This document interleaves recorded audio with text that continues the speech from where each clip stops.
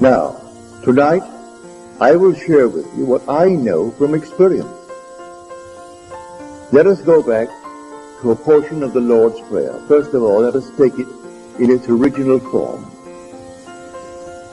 There is a translation by Farrar Fenton.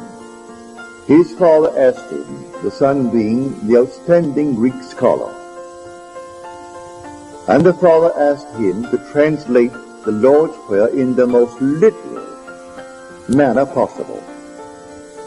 And this is the letter of the son to the father. And he said to his father, this is the literal translation of the original Greek.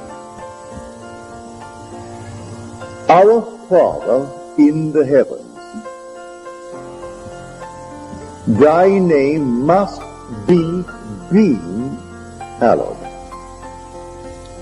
Thy kingdom must be being restored. Thy will must be being done, as in heaven, so in earth.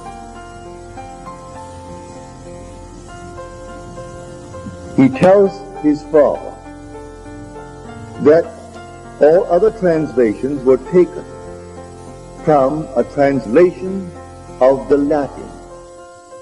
And the Latin has no aorist of the imperative passive mood that was used in the original Greek, and therefore it could not convey the sense that the Savior intended, as Matthew and Luke expressed it in the original Greek. So we'll take now the statement, thy kingdom must be being restored.